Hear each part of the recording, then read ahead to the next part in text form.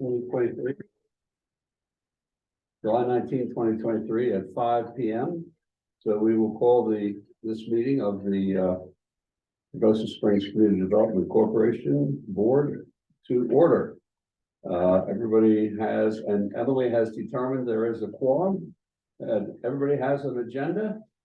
Are there any conflicts of interest to disclose? All right, so the next order of business is that we have 2 minutes to consider for approval. First, June 16, 2023, the regular board meeting. Do I have a motion? So moved. Motion to approve. Second. Second. We have a motion and a second. All in favor? Aye. Any opposed? All right, motion carries. Next we have minutes of the special meeting of June 28th, 2023. Do we have a motion respecting those minutes? I'll make a motion. Okay, we have a motion to approve and to second. Any discussion? All in favor? Aye. Any opposed? Motion carries. All right, the next item on the agenda is the financial update, and there are statements in the board packet, which I hope everybody has seen, and they are respectively the June 23 income statements, the June 23 balance sheet, and the June 23 account receivable aging report. So Emily, is this in your ballpark? Nope, it is Shelley. Shelley, all right. Ballpark. Sorry. And so, we didn't really have anything extraordinary go on. We had, some additional marketing expense that we weren't expecting. I think that we'll talk about a little bit later. Outside of that, just the normal rent, the contract labor, the salaries, and then the broadband project income and going out. On the balance sheet, you will see a change in the accounts receivable, but if you look at the report, the majority of that is all for Archuleta County. And so I'm assuming this is a timing issue with just getting those funds transferred over. Outside of that, we didn't have any big changes. As long as everyone's good with it going forward, we're not going to provide these anymore because I think it just makes it messier. And so we will provide the income statement, balance sheet, and the AR summary if anybody's good with that. So if I may ask, I think the last regular meeting, I believe it was, we had an inquiry respecting broadband expenses and reporting them. Has that been So addressed? yes, I talked to we met with the accountant, and for his purposes, it doesn't really matter because the county is actually going to be booking all the assets and we're keeping all of that straight for them with all the invoices, so they know what that looks like. So I'm okay with it. So you're satisfied that we're in good shape? All right, so with that, Those are all the negative. That's what I don't like seeing, is it's just all those negative numbers. What do you mean? In the profit and loss of negative $387,000. Are you talking about compared to budget? Yeah. Yeah, so they did not budget for that because they didn't know for sure how quick or how fast or slow that project was going to go. So the revenue's not budgeted for and the expense is not budgeted for. So it is something that we will have to look at differently when we look at the budget this year. so I think that typically we would go ahead and consider whether to approve the financial report. Is there any motions? Move to approve the financial report. And second? Second. All right, and any discussion of the financial report? All right, hearing no discussion, no request for discussion. All in favor of the motion? Aye. All opposed? No indication of opposition, so the motion carries unanimously. Okay. Now, I think we are up to Emily's, part of the meeting, My birthday update? your birthday update? Yeah. So, is it your birthday? It is my birthday. Oh, well, now, I moved that we bring a song. Oh, no, I didn't how get it pretty. started. Happy birthday. Happy birthday. Listen to your voice. Happy birthday.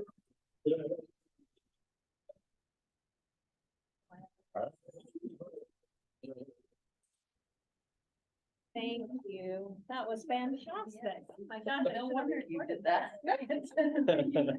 Volunteering that. So a couple of years ago, my wife and I were celebrating her birthday at Alley House. And for some reason, I don't know, the spirit just moved me, and so I sang happy birthday to her. And the place was on silent. Anyhow, Oh. it's kind of fun. So, all right, with that out of the way, happy birthday, and let's Thank you. proceed with your report. Okay. A lot of good conversations with Pueblo Community College. They are participating in the Opportunity Now grant that's going to open in August as a full contributing partner in that. We heard from the people that are managing that grant, that one of the reasons we were not awarded that is because our collaboration piece accidentally got left out of the final application. So it looked like we were only doing this for ourselves and we weren't collaborating with anyone. When we had letters of support from everywhere, somehow when we uploaded that file, it didn't take and we didn't know it. So that's okay though, because we were able to go back and we applied for a $50,000 planning grant, which is allowing us to take more steps with stakeholders. Today I had a meeting at the Southern Ute Indian Tribe with Bill Pagosa about how can we serve the Southern Ute Reservation that is in Arbalise and attending our schools. How can we serve those needs of that workforce better in this workforce building? And we had a great conversation with them. We also have uncovered a few more interns that actually reside in Arbalise that are they're over the age of 18. And right now we're doing a push to try to fill that adult side of our grant. So we've been doing some Facebook posts and some other promotion on if you're between the age of 18 and 24 and you just want to experience a career, reach out to us. In this meeting today, though, I'm going to gain a couple more of those people. We're noticing and we're starting to see, and they backed us up on this, that 18 to 20-year-old were the COVID graduation class, and they seem a little disjointed or lost on their path right now. And actually, the couple students that we have placed that are in that category, the first thing they said to us is, thanks for this opportunity, but I didn't know where to go to look. So thank you for connecting me, because I had nowhere to go to start. That's another need that we need this building for. People can go there, they'll be able to get connected to a job of some sort, but we're really finding a gap there in our workforce, and so we're really pushing for that right now. Our Workforce Innovation Grant through the CWDC and CDLE, we now have 48 students that are participating in the community throughout the community in many different capacities. And we just received our first round of invoices that we will be reimbursing here shortly. We are still waiting on the final contract from CWDC.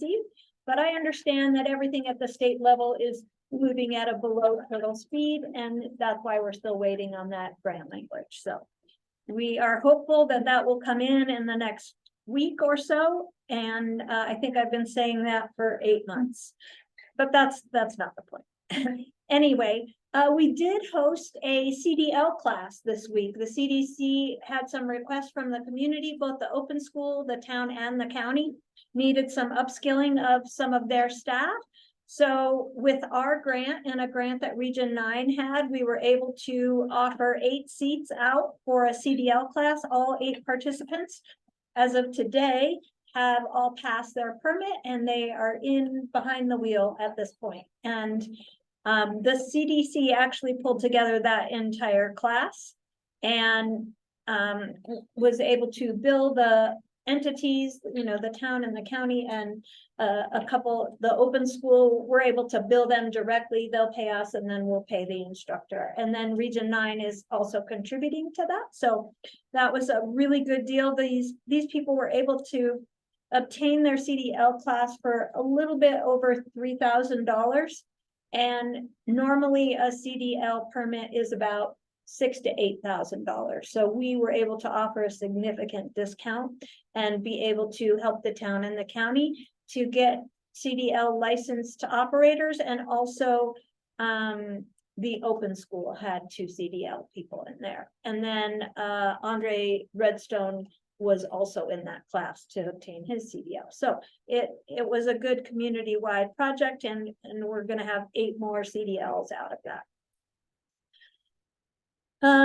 As I shared, we're continuing to partner with Build Pagosa. We are working on community stakeholder meetings right now, and we are reaching out to Hinsdale, Mineral, and Rio counties to be able to include them in this workforce center. We also, today we met with the Southern Ute tribe, and then in a couple of weeks, we'll be meeting with the Hickoria tribe. So we're gonna include everybody in this workforce development center so that we can make sure that we address all the workforce needs of the region here. And as we start to build out the programming for this building and the assets in the building that need to be there, we just want to be sure all the key players are at the table. Let's see. Our broadband grant is almost finished. We only have a couple $100,000 left to spend, but I expect that to be fully completed by the end of August. And then we just got yesterday the 30-year lease for the CNL building signed by the county. This is for the CNL building that's out off of the abandoned substation for La Plata Electric. And as soon as they sign it and get it back to us, we can actually establish electric service there. And then that building will light up. We can start bringing in ISPs. This has been a little bit of a trying to push the rock uphill, getting everybody on the same page, but I think we're super close at this point.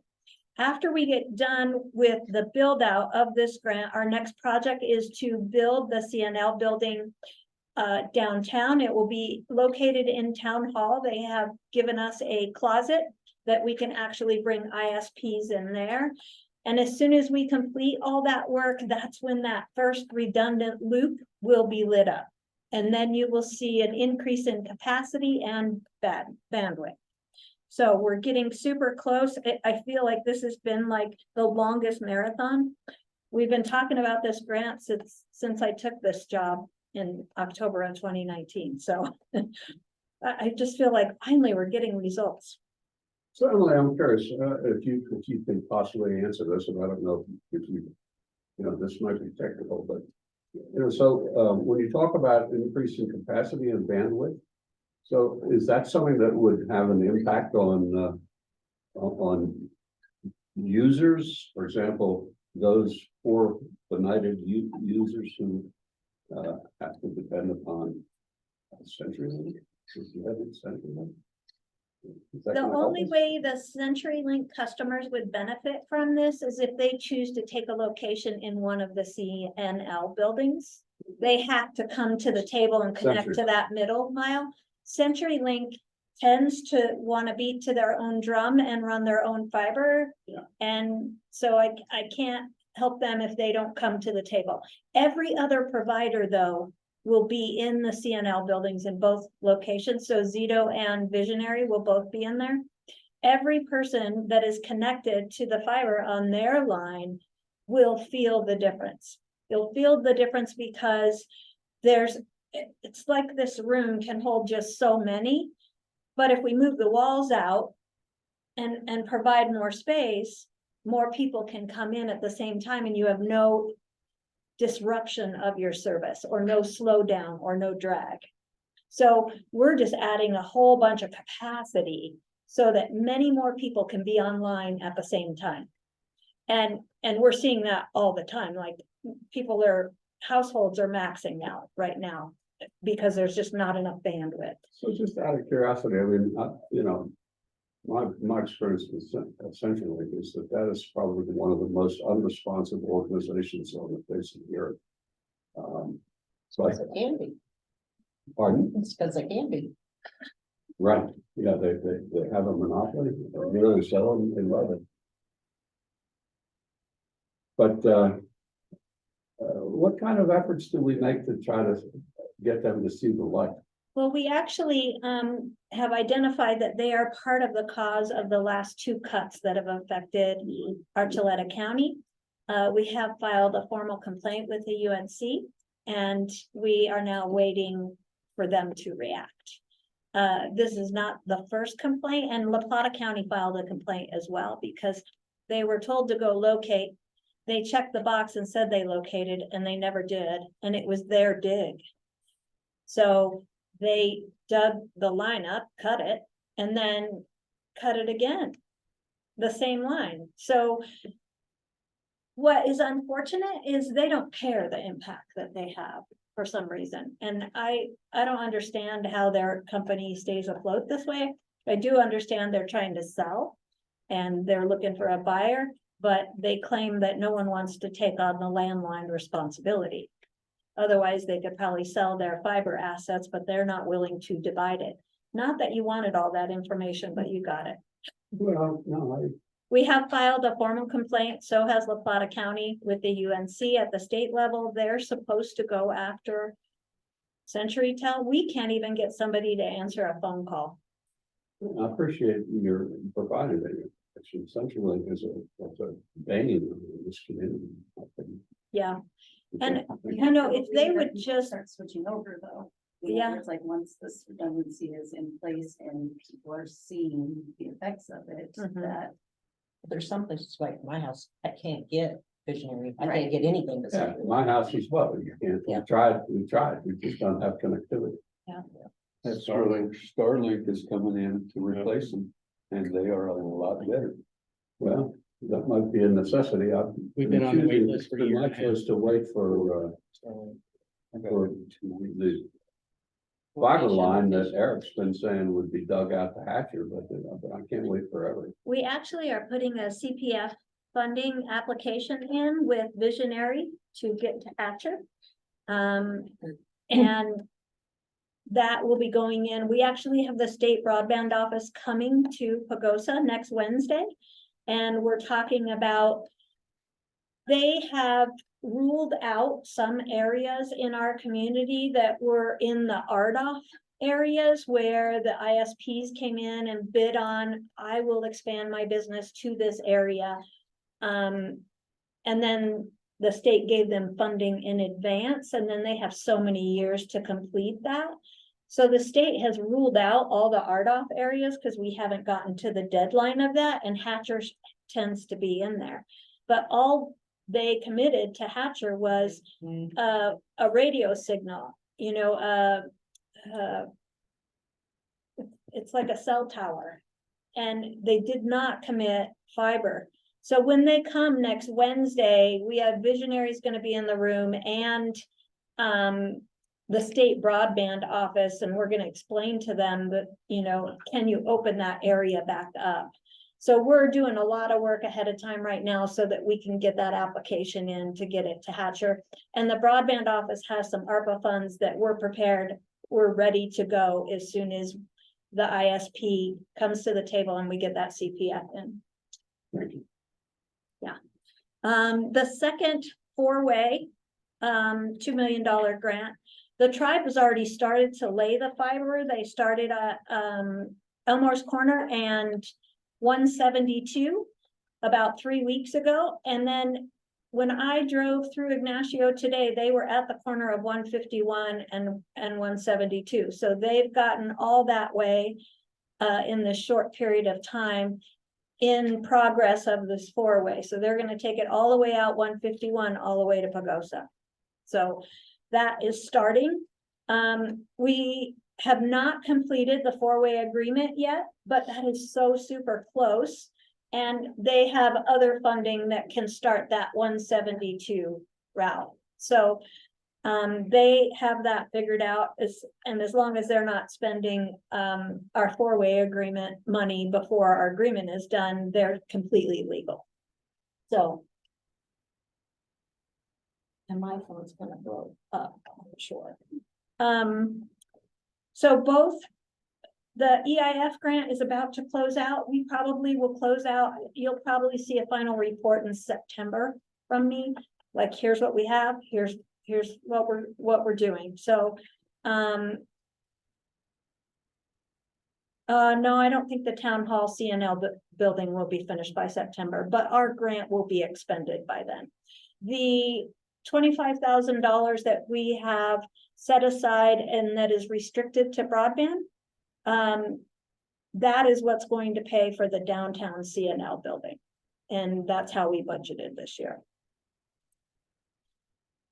I wanted to let you know that we have applied for a couple of grants this month. We've applied for a CHAPA grant that's going to assist in a workforce housing individual that could actually come on and help with our project when we get there. And then also there is a nonprofit infrastructure grant that is available to all nonprofits. Economic development agencies are prioritized. This is leftover COVID funds that are being dispersed through the state. Oddly enough, we got lumped in with San Luis Valley instead of Region 9, which we have no idea, and Region 9 doesn't know either. But I think that that actually gives us a competitive edge because we look like the, for no better term, redheaded stepchild left out in the cold. So we have put an application in that's for $85,000. That'll do a couple things. That'll also help pay for a workforce housing specialist. It also will replace some of our technology that is not quite up to where it should be. This computer, I can tell you, is about 8 years old, and it's my personal computer because we didn't have it in a budget to buy a second computer when CAT came on. So we're going to replace and upgrade some of our technology because it's allowed there, and then put some money towards a workforce housing person if and when awarded. The conduit that we were quoted for $66,000 that the town ended up picking up this year has been laid. It started at Highway 84 and it is coming up the main street. We also have received the go-ahead to put handhelds in the Wolf Creek build.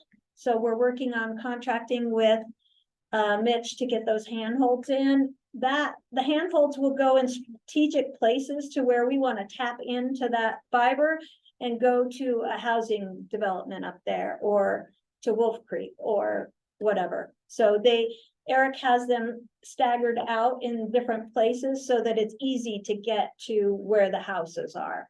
And we'll work with ISPs to tap in there, but we got to provide a box for them to get access. So we're working on putting those in. Our EDO grant was awarded for $33,000 from the Office of Economic Development and International Trade. I am currently working with a research and development team that will do a deep dive on workforce development tools that are out in this universe that could help us be more efficient and set up a more sustainable program for our organization overall to be able to do these internship programs. And it's not just on a spreadsheet. There's got to be something out there that is already there. We don't have to reinvent the wheel. And then we also are going to start looking at several other areas that will build out a comprehensive workforce development tool to be able to continue fostering workers into the workforce. So I am working on a scope of work right now that I will put out in an RFP. And I have met with some researchers that have helped me to create that. And I hope to get that out probably when I get back from vacation. We are continuing to meet with the manufacturer. She is looking at a IHIP grant. She has not put her application in yet. She also is watching the Prop 123 because there is funding coming out of that Prop 123 to help manufacturers get established in rural Colorado. So we're just kind of watching that right now.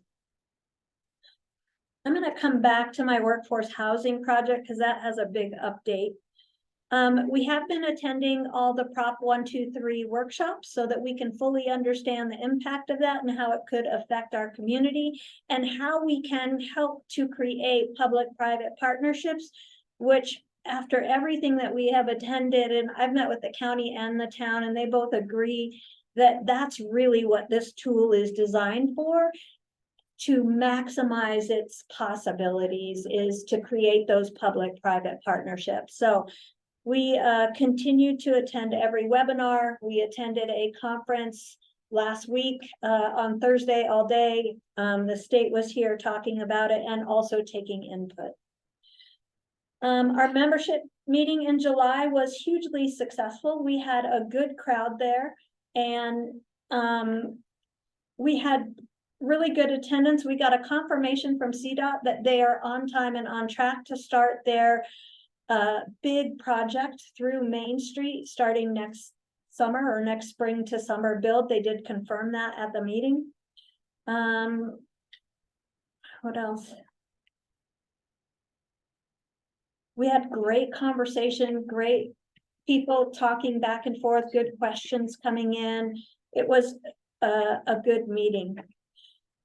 Okay, let me go to my workforce housing project. When we were at the Prop 123, we were told that the Department of Housing, the Office of Economic Development, and CHAPA have taken all grants off the table, and they're taking what they called a staycation. So they closed all their grants.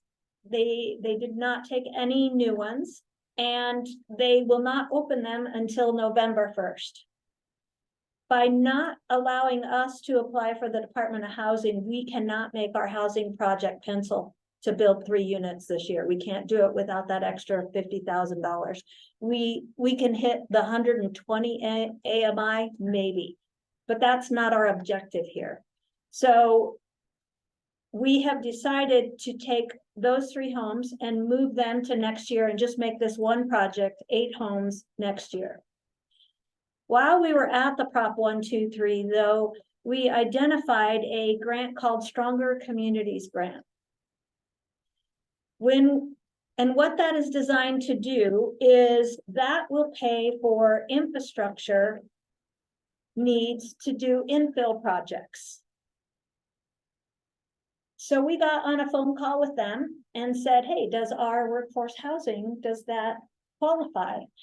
Well, it does qualify, except for, I think we're going to go for a bigger impact.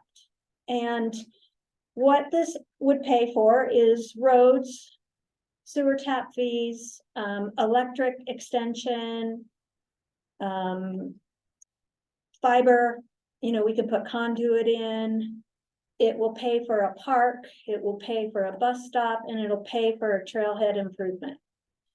So we kind of dove into this a little bit, and Pam Flowers was at the meeting. I was there, and Habitat for Humanity was there. We started talking about it. We put some numbers together. If we all 3 collaborate, the county would have to be the applicant. The CDC would be the administrator of the grant funds, but we would do road improvements and improve all of Chris Mountain too, and do the electric extension in all of Chris Mountain too. We also have some sewer and water and trails, and I actually have a Hold on, I gotta go back to the Zoom so Beth can see that. I'm gonna show you a map of what we are planning and projecting.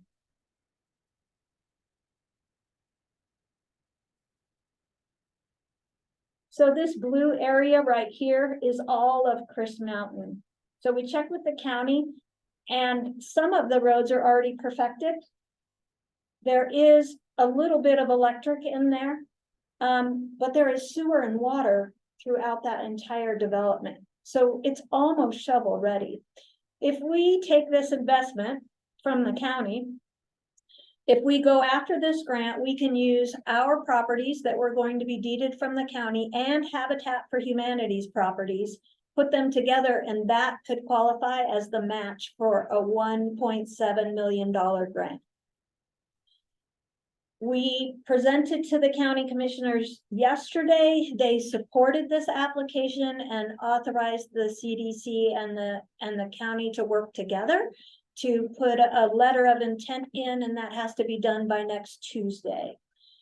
So what is the commitment from the CDC and what is our part in this? We'll kind of watch over this project and manage this project for the county, which is this grant will also include a 10% amount that will go towards paying our staff to manage this project. It'll equal about $145,000 that the CDC will end up managing this project. This will help our houses to pencil, number one, but then I can add another grant project in there and actually do better with the price of these houses. So what I need to do is build a capital stack of what grant can I get that will bring this down more. And by doing this infrastructure improvement, I want you to know this round circle up here will be included in the roads and the electric, and this whole row right here will be included. And the only reason those in trails will be included is because there's already water and sewer there. The rest of trails does not have that infrastructure, and it'll cost a whole lot more. The really good thing is in meeting with DOLA, which is who this Strong Communities infrastructure grant is through, they said that we are going to leave that grant open. So if you need to come back and finish, a housing development, then your grant is still open. So we can actually go back to the well. Prop 123 is going to continue to fund this infrastructure starting next year. And they have, I want to say, $33 million sitting in this fund right now. What this will do is have a better community impact. We now will make it available and affordable for over 115 lots to actually be built. Whereas previously, it is so cost prohibitive to put roads and infrastructure in there that everybody's waiting for somebody else to do it before they build. So we figure instead of just building for Habitat and the CDC, let's build that out. To give you a little historical knowledge, previous administration for the county authorized development of this property more than 20 years ago. And they had an agreement, a handshake agreement with the developer that as long as you perfect all the roads, you can subdivide and sell all the lots. Well, the developer just sold all the lots and skipped town. And so it just was that long ago, that kind of thing happened. So it really should never have been bestowed upon the landowners for the road perfection to be there. But if we can get free money from the government and perfect this area and open up the opportunity for over 115 lots to be built, it will cut down the cost of the house for everybody. So we will work with other landowners out there and all the property owners out there to see how many affordable units we can get in. But between Habitat for Humanity and myself, we'll have 15 units in that area that will all stay in the affordable market for the next 33 years. To me, this is what community development is. We don't just serve our own needs, that we lift up other areas and help a bigger cause. So my $1.5 million authorization with the bank, I have talked to the bank actually today and explained the situation with our grant, and I could build those houses. I have construction companies ready. I have an RFP ready to release. I just have heartburn about not being able to give different AMI levels in the market, and I can still produce those houses next year, and we can just have 8 come into to market next year. So I am hoping this board will stand behind me on this recommendation and allow us to collaborate with the town and Habitat for Humanity to put this infrastructure grant in. And continue to build out our workforce housing project in many different levels. I think this will give us a little more time to build our capital stack of what we need to do to make those houses pencil. It also will provide funding to get fiber, electric, and roads perfected in all of Chris Mountain 2. And this has been unattainable until now, until this type of funding has been available. And it also will be able to allow us to work with, more employers and actually guarantee that all 8 of those homes are sold before they even get started building. What can I answer for you? Because you all look stunned. Well, I have pardon my ignorance, but I have a very basic question. Just having to do with orientation of the map. So is that 160 there, the more or less straight shot that I see from the lower left to the upper right? Your highlighted blue, the long straight stretch is 160. Right here? Yes. No, it is No, not 160. 160. That's Trails, 160. So that's Trails Boulevard? Yeah, All right, so the top, toward the top is the east of Trails Boulevard?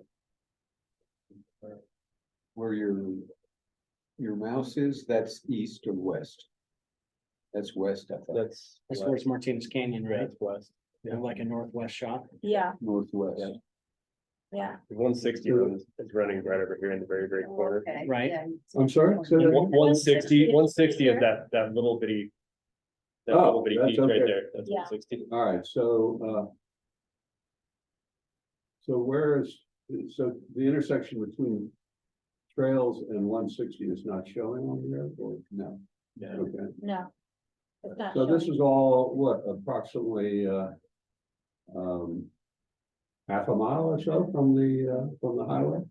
Yeah, I would say no more than. Okay, And actually, the county verified today that the roads that need to be perfected in this blue area and then adding in some of the roads that need to be perfected in here, it only equivalates to 1.5 total miles of road. What does that actually, what is that definition to perfect, or, I mean, because I assume these are gonna be dirt roads, I right? can answer that. Because Thank I you. just learned this today. So what they have to do is a 3-inch base, 20 feet wide. Then they come back in and do an additional 6-inch. So you're gonna have a 9-inch base, 20 feet wide with culverts anywhere that they need to put them. And then also the road will slope off so water will go out to the sides. These will all be gravel roads. And the county knows that if we build all these roads, we have to add that to the inventory of maintenance. So snowplow and Is there all of gonna be that. a supply issue for the base? I would guess that that's going to play in somewhere. We're already experiencing supply issues as it is, but next year, I think any year, if you're able to get the project, in my experience, out early in the spring for bid, and you're able to get the commitment on product, you have a much better chance of getting what you need in a timely way, because as the summer goes on, the stock obviously goes down. this is all in the county, and all the roads would be developed up to county road standards. And I actually got the number for the budget from the county up to their standards, including engineering and something else. Engineering, I have it on my budget sheet that I'm starting to build. We will put a park, and actually I went to PLPOA after the county yesterday and talked to him about putting a park in here, and it'll be a children's park in the middle, and then around the outside, we'd like to put like an adult exercise equipment, you know, that could be left outside year round, and they call it a walking gym. And so that parents and kids could maybe come at the same time, but yet you know, you could do either or your parents and kids can come at the same time. And then the bus stop, the PLPOA is going to take this to their board, but we're talking about putting the bus stop in either right here or right over here at the beginning of trails. And then where the actual hiking trails come out back here, I think they come out right up here and over here and over here. We can pay for trail improvements out of this grant. So we're trying to put numbers together to get a really good ballpark. We're so far, we have the park factored in, we have all the roads and all the electric, and we're about $1.7 million. So Warren, you said that the green area, just to the upper left there, that's Martinez Canyon. I believe that's what that is, yes. All right, so Emily, so what's on the table here is your suggestion that we defer the 3 houses that we had discussed doing this fall, and that's number 1, and then number 2, that we approve exploring the ability to attract this additional grant that would facilitate all these infrastructure improvements. So there's essentially the 2 requests, is that correct? Essentially, or 2 items out for discussion, and what do you want to do with this? Well, I have a question. So your arrangements that you made with the builders and banks for this phase 1 that we were gonna do this year, those are gonna hold up? I have contacted them and let them know that our grant got pulled off the table, and are you okay if I park this? This isn't gonna cause you any heartburn. Because I hadn't gotten the RFP out, nobody was really scheduling to come here. But for 3 houses, I had 4 different builders willing to pull a crew and get those roughed in by the, by the snowfly. So, but I've contacted all of them and let them know the situation, and they're like, well, that might work out better for us, so.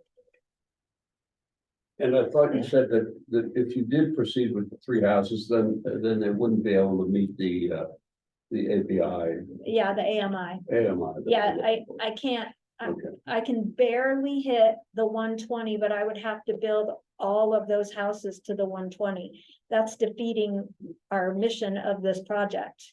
So may I suggest that we consider this question in the 2 components, and I would suggest we consider first the deferral of the 3 houses to next year, next building season. And if that's okay with everybody, then let me ask if anybody has a motion with respect to that. I guess if the builders in the bank are good with us deferring, I'm good. Yeah, the bank was fine. What he requested, though, is that we still start the loan process. Oh, yeah. And get pre-qualified, which actually puts us in a better position. I honestly think this is like a serendipitous for some reason, because the county had to do land use code amendments that would promote workforce housing. They just did that last month. And so the timing is just impeccable for the grant, for us to have better option for the award. The only thing that gives me pause is per Jim's discussion about the risk. It seems, a good path to be breaking that up. Yeah. With the phase 1 being only the 1.5 million. and I forget the number for phase two. So now it's gonna all be combined, so the risk to CDC is greater now, correct?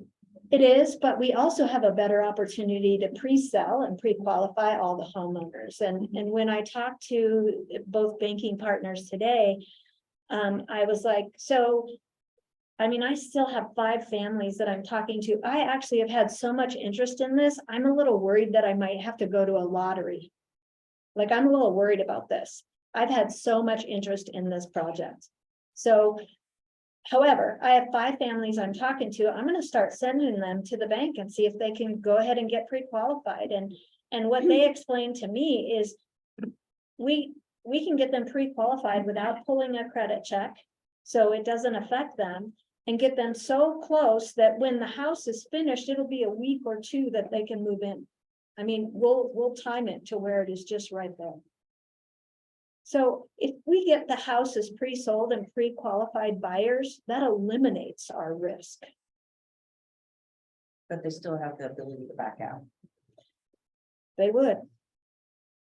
Now, I would say that you can't really eliminate risk completely.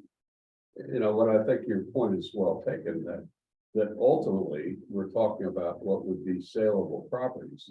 My concern expressed previously was that we don't have the capacity to stand, a short period of risk, but we've decided that we would undertake that regardless of the points I made.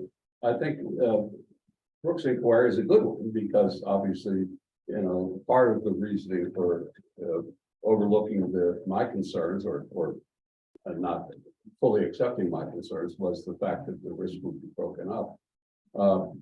But I think it's a reasonable answer, frankly, Brooks, that with greater time, that gives us more opportunity to vet things. And, again, my point would be you'll never completely escape the risk, but it seems to me the benefits are good, and plus I think the key fact is that if we try to proceed this year, we're not hitting the AMI range that we want to hit, and that to me is really a fundamental aspect of this whole thing. I think we're just in the real estate business. Well, somebody had to do it. Also, we have Prop 123 that's gonna come in that will provide funding for us next year. We're actually gonna put in a LOI inquiring about land trust. Would we be able to, purchase up some more land and do more workforce housing? We just want to learn more about it. So there are a lot of mechanisms with Prop 123, and then my Department of Housing grant reopens in November, and we're going to go ahead and still apply for that. So I just think it gives us more time to pull the capital stack together to be able to keep those houses in the AMI in which this mission and this goal had initially was approved upon. Hey, Emily, the LOI that you're getting ready that you just presented to the county yesterday, Yes. how does that fit into this, or does it? How it fits into this housing project, is that what you're asking me? It's going to improve the roads to our houses and give us electricity. And as I understand it, the county is the applicant, Yes, so the liability is the county, not the CDC. on the Or that strong one. community. Correct. No, but we'll have an MOU to where we are the administrator. Right. And we'll run the project, similar to what we have done with broadband. I mean, we've already set the precedents, which is helpful in this application. With this increasing your reach next year, where does that fall in your broadband timeline? Will your time spent on broadband be lessened to the point of taking on a larger project with this? I could see us hiring another person that would pretty much run this project. And take on and become the Prop 123 expert and start creating that public-private partnership. There is funding coming down through Prop 123 to pay for a staff member. And I have talked to the county manager and the town manager about that person might be best suited, not under a municipality. And what do they think about it? I just need to secure funding for that person. That James and Pam are both all about it, because it takes pressure off of projects that don't actually qualify for Prop 123. It takes some of the pressure off of them. And if we can get grant funding to pay for an individual, I think that's a win-win. So is this ultimately the housing coordinator that you had mentioned in here? Yeah. Okay. So this person potentially would be, only if grant funding is obtained, this would be a hindrance on grant funding, would watch over our workforce housing project and the strong communities. And then as Prop 123 becomes more regulated and all of that, because right now it's still every week there's a new change or a new added or a new program or something. So they'll become the expert on that and be able to help the private sector navigate how to access that grant funding. So do you see this person assisting the town and the county as well? Yeah. Yeah. With specific projects or just with Prop 123? Prop 123 related projects. Yeah. And then also if the town or county like need help with a housing coordinator, can you watch over that project or that project? I think that could be something that we could work on. But I think we're gonna see a lot of housing come on in the next 5 years, and then you're gonna see it fizzle out a little bit. So we're not actually committed to anything yet. What we've done is we've laid a lot of groundwork. Yeah. We have people willing to work with us, but we're not going to pull the trigger on anything until we get appropriate grants. Right, we're not gonna hire anybody, we're not, right now, I'm doing all the legwork. Right, I'm attending the Prop 123 and what have you, because broadband is kind of sitting still right now while they're boring and connecting. You know, I'm just managing the grant part of that, so I have a little extra capacity and we did take this initiative on, so. So I think it's my personal belief is that it's a good idea to defer the 3 houses. From the part of the workforce housing that we previously approved. So, like I said, I think it makes sense because we got 2 aspects here. We've got, so the first aspect I suggest is the workforce housing engagement. And again, I think the orderly way to do it would be to have a motion. But that's up to the rest, to everybody. I'd make a motion to table the 3 bills until next year, which time we receive adequate funding to proceed. Is there a second? Second. Any discussion? Further discussion? We've already discussed it quite a bit. All right, hearing no indication of which for further discussion, all in favor? Aye. Aye. All opposed? Hearing no negatives, then the motion is unanimously carried. Now then, secondly, Emily raised the question of wanting to involve ourselves in this aspect of that would tie in having to do with the infrastructure improvements in the Chris Mountain and also some to a lesser degree in the Vista area.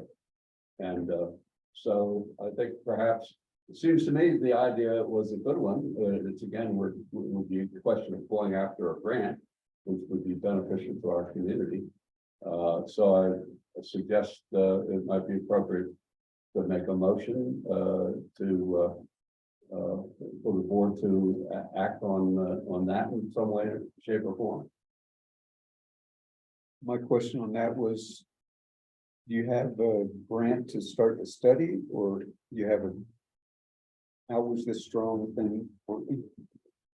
The Strong Communities Grant will provide funding for infrastructure only. And they call out what they qualify as infrastructure. But that infrastructure improvement will actually help our houses to pencil as well. But it also will improve the whole community. But it also provides administrative funding. It does.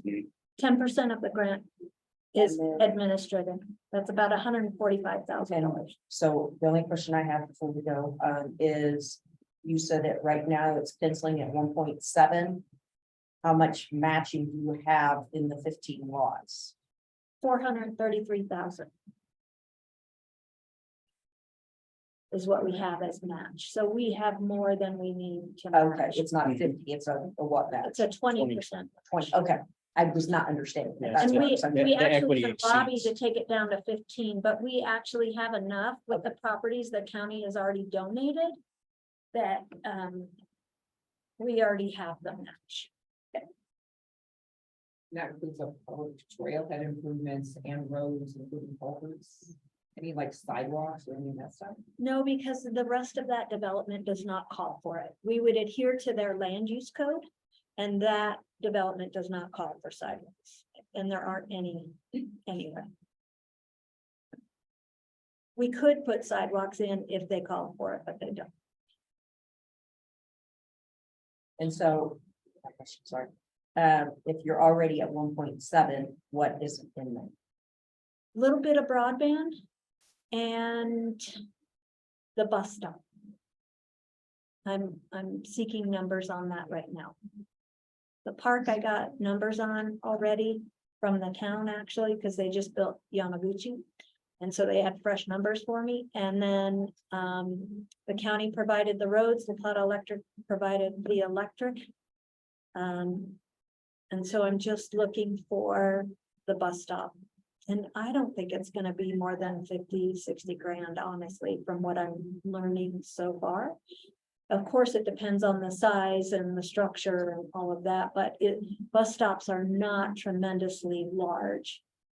But the different population that's going to live within those units, within that house, you're gonna have different income levels, like spread out through that entire area. So that bus stop might be super helpful for some of the underemployed population, you know, to get to work. Or kids to get downtown with the Met, so. So Emily, am I correct in understanding that what you're looking for right now is essentially an okay from the board to go ahead and apply for that? And that would be a burdensome process for you to do, in the sense that it would be necessary to submit appropriate plans and make sure you had a proper concurrence from the various parts of the community that would contribute components. We would definitely be partnering with the county because we'll have to go through procurement and all of that. This is technically their grant. And so we would be directly working with the county. I think what I really am seeking today is, are you okay with this change of direction? Number one. And are you okay with the CDC administering this grant for the county? We will be paid to do so. And of course, if the grant is not issued, then. Then we back up and punt anyway, This right? doesn't. Yeah. This would only be the effort.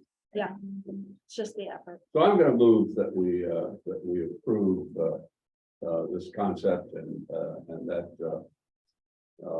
we agree to work with the county and propose that we administer this grant if issued.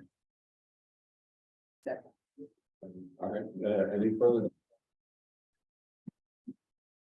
All right, and then all in favor?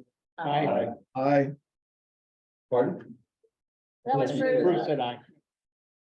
He just said aye. Oh, okay, sorry.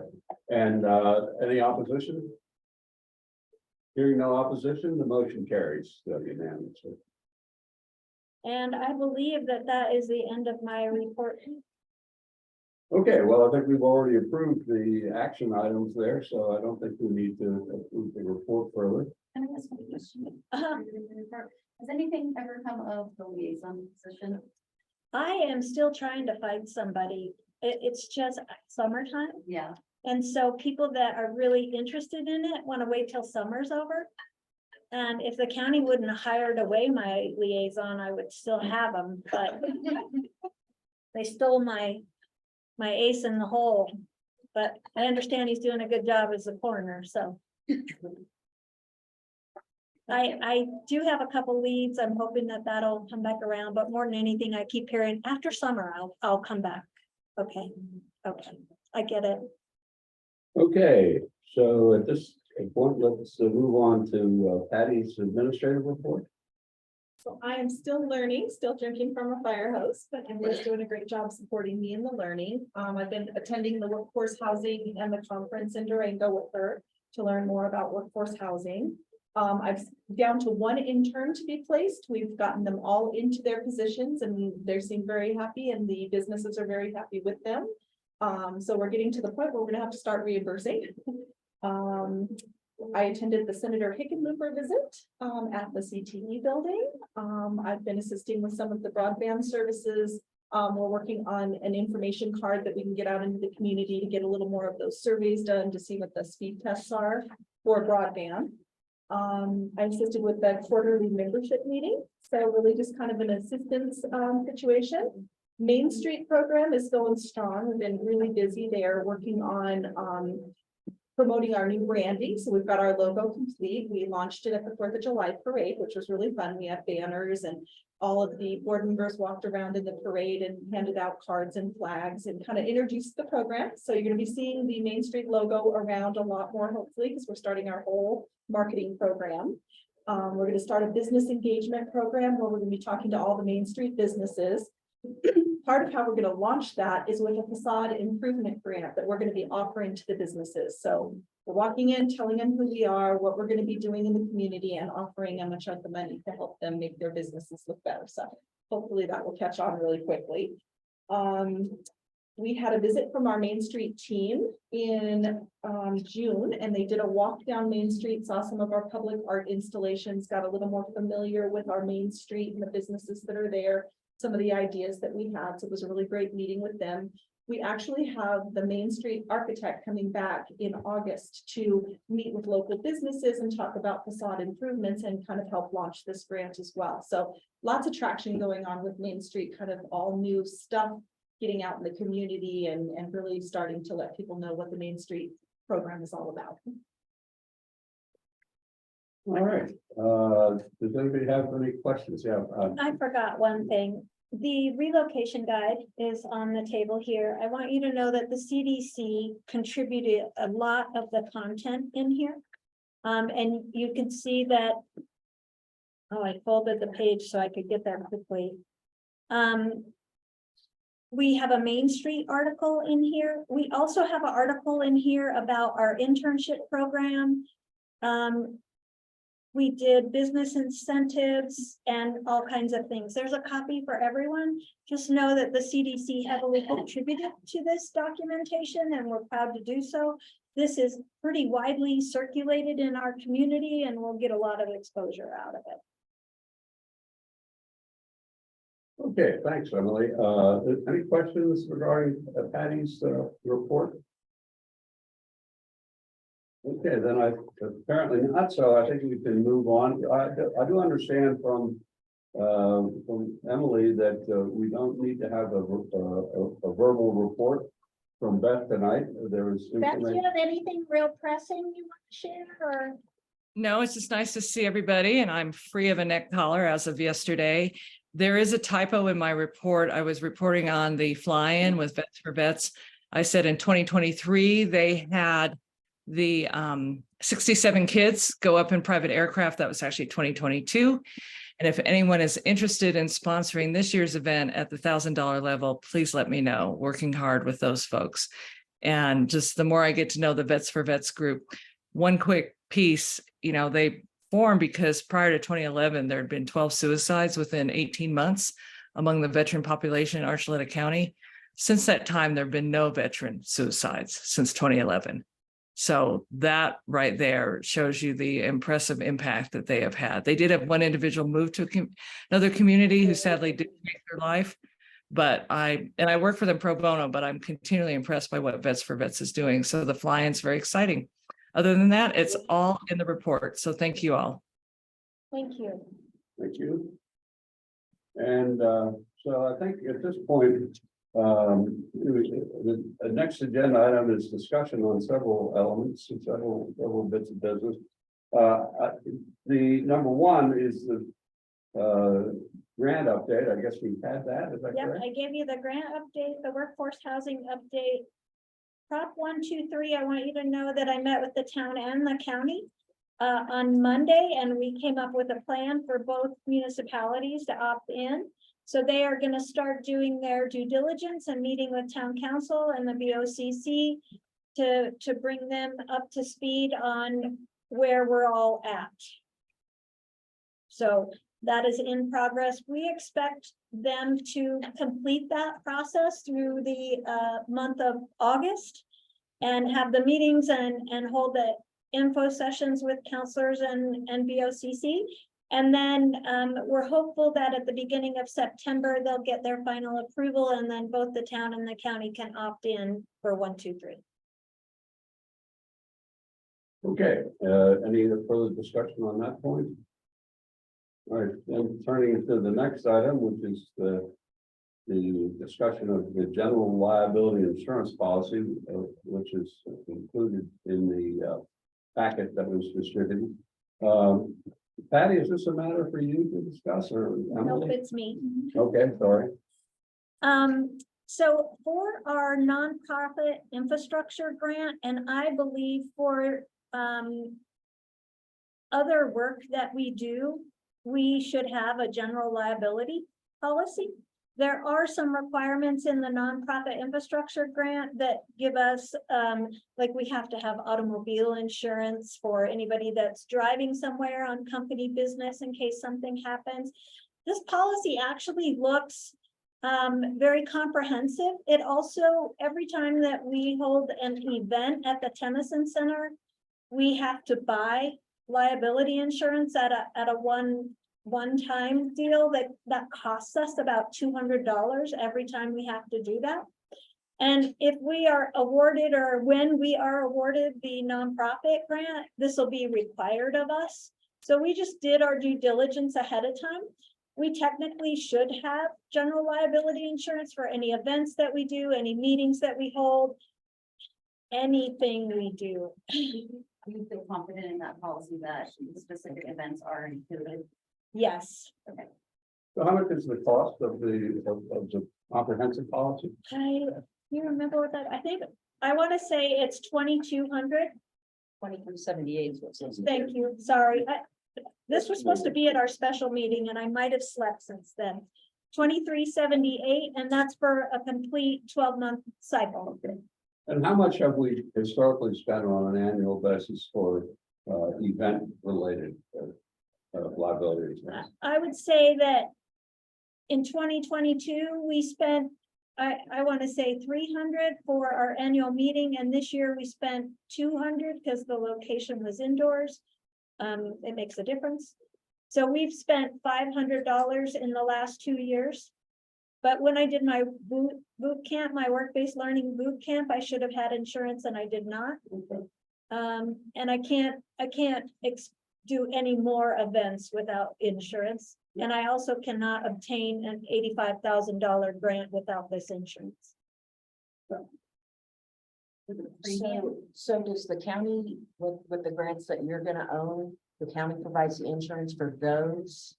Not well, and so a grant and an event are insured separately. Right, but I mean, it's what, like, for the work that's gonna be done with the grant?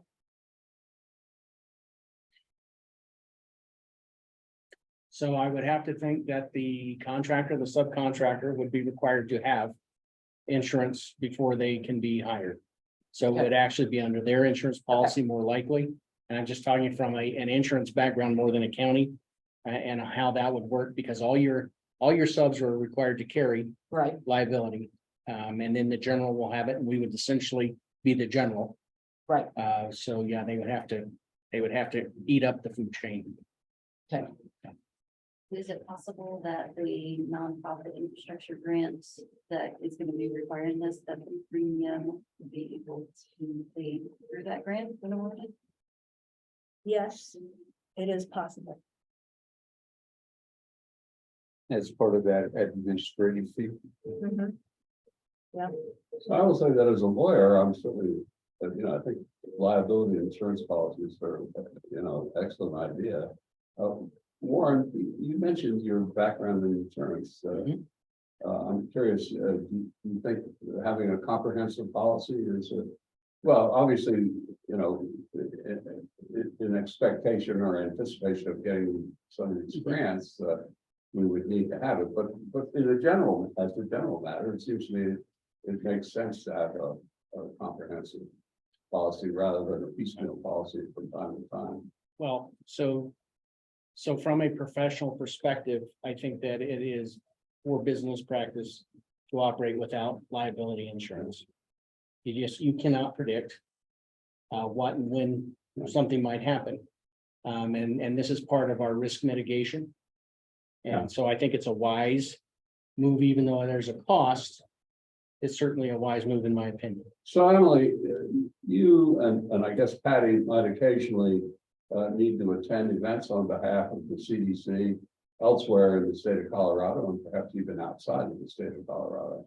Would this policy cover your travel? Any injuries to you? If we were injured on that trip, Yeah. this policy would kick in. Okay. It won't cover travel. Because we choose to go to. Yeah, the but event. I mean. But if we're on company time and we get injured, this policy will Yeah. kick in. in an automobile. And any kind of injury that we would have, It would be a secondary, your insurance and your vehicle would be the primary. right? But if you were traveling, if you traveled by airplane, you could. Well, like considerably- Kat went to Boston, Yeah, That would fall under work comp. yeah. I agree with that. well, okay, so you think that would be covered? so- It's listed in Yeah. here. Okay. But if that accident were, say Kat was driving in Boston in a rental car and hit somebody else, they could come after us under Yeah. our general liability, And this would cover? and this would cover it. Well, If she didn't have full coverage insurance on her rental car, they would come after us. This would allow us to have a little more flexibility in events that we hold or things that we do and be protected, number one. And it could allow us to opt in for this nonprofit infrastructure grant. It also would protect our office if anything were stolen or somebody broke in. We generally don't leave our computers there overnight, but everything else in the office is there. Up to $20,000. Yeah, up to $20,000. reads the We don't property have information. $20,000 worth of goods. Well, I was just wondering if some of these aren't like, I don't know if you got to this page, and some of these aren't like a little excessive, or if that's just what they offer. It's what the grant called out. Okay, So the basic requirements essentially. okay. That's how I set those ratios is went to the grant. They asked specifically, do you have this much coverage on this? Do you have this much coverage? Do I have any motions? Yeah, I move that we approve Emily to get general liability insurance policy as presented to us. A second. Okay, we have a motion and a second. Is there any further discussion? Hearing no indication of discussion, all in favor? Aye. All opposed? No opposition, the motion is carried unanimously. Just another tidbit, if we didn't have this and we had a claim filed against us, we may not be able to then obtain insurance in the future. Because often you will have to have insurance previously to get insurance for the future. Yeah. All works together well. Yeah, well, you get in other words, you get a bad reputation. It was either insurance or drug dealing. Makes it better. It's like a previous conviction, you get a previous conviction for DUI. Way it goes. It's the second bite of the apple, you're in big trouble. Right. Right. All right, that motion is carried. Let's see, what else do we got on the micro loan fund is up next. We actually, I think we should just still park that discussion until we figure out where our workforce housing is going. I was asking to move money out of our Bank of Colorado fund, which is unrestricted. and make our loan fund an equivalent of $20,000, because we're gonna complement a grant through the Main Street. So the Main Street is rolling out a facade improvement grant, and that maxes out at $1,000, and we feel like paint and lipstick and eyelashes might cost more than $1,000. So we're gonna offer up our micro loan fund to be able to complete those projects. We're not gonna roll that out. Yeah, I think not until late August. So I think we can just sit tight and we don't have to round that fund up. Right now, I have $12,000 sitting in that fund that we can loan out. We have 3 loans that are still outstanding there that people are paying on. Region 9 administers that program for us and then pays us dividends quarterly. So you essentially want to table that till, Yeah, I think we wait till we need to increase that fund and just leave our Bank of Colorado funds just parked right now. We don't need to, so. so with that suggestion from Emily, I'm going to propose that we move on at this point to the possibility of a joint chamber and CDC board meeting. So you remember, I think it was May that we met with the chamber board. I think it was I think it was April, and it was the month before their election. They did have some new board members come on. And so I know that at that meeting, we stated that we wanted to meet a couple times of the year. And so I just kind of leave this on there of when would you like me to get that scheduled? Summertime is not good for anybody. I know that, but if we want to do something in September or October, it's best that we get it on a calendar early rather than late. Wouldn't October be the closest thing to shoulder season we have it again? I would suggest October. I like October better. Can we do it early October? Because everything starts to funnel towards the holidays, towards the end. I know I have a housing conference like the 11th through the 13th, and then the economic development. So I'm going to shoot for that. Conference is the following week. I'm going to shoot for the first week of October. Does that sound good to everybody? Yeah, that's October 2nd is Monday. Just to let you know. Okay. Would we try to still have it on a Wednesday, or we try to have it on Monday? It's usually a lunch. Oh, doesn't matter what day. Okay. And what I'll do is I'll get with Mary Jo and kind of see what works for her or her board, and then I'll put out a doodle poll for our board and see what day might work the best. But think about that first week of October. All right, let's move on. Now, the next item we've got here is the housing coordinator position. Is there any further discussion we need to have on I that? don't believe so. We don't need to hire that person. I will start working on a job description and what might that look like. In So the interim, if we do that, would, do you think we would want to have board participation in the interviews? I'm inclined to think we should, because I'm inclined to think the housing coordinator position has such potential impact on the community. Yeah. That I think board input would be appropriate. I'd be all good with that. Good, that's my thought on it, but I don't know. Or maybe we could just have a panel. Yeah, well, so I think that's what we did when we hired Emily. We had a committee. Yeah. That participated in that process. I and Warren and I think Sherry. That's correct. And so we could do much the same again. Seems to me would be appropriate for that particular position. Yeah, I love that idea. We could get it narrowed down to a couple people and then send them to you. Are we ready to go ahead and formally compose that committee, or should we wait till we see if we're actually going to do it? I think you can wait. Okay. Until I secure funding to hire that person, Yeah. which if the CHAPA grant comes in next month, then I have funding to hire that person. So that's why I'm starting to work on like what a job description might look like. And I'm actually working with Taos because they just hired a housing coordinator and they're sharing some information and research that they did. So I'm really like reaching out and seeing what best practices are, and what are people using this position to do, and so. All right, I think that's good, unless anybody else has any further discussion on that. I think at this point, we'd be ready to note that the next board meeting is on August the 16th in this very fine facility. I do want to let the board know that I am leaving next Tuesday on vacation. I will be unplugged. And I will be back on the 10th of August. And the following week is the board meeting. So our board meeting is late this month, but I'll be out of the country and out of touch. So if you're reaching me in the next 2 weeks, it'll be a little difficult, and I'll check in when I get back. Unplugged is sort of almost a revolutionary concept. I'm gonna be in the water and my phone won't go there. Okay. So I'll be in a joint meeting with Hinsdale and Mineral County on the next board meeting date.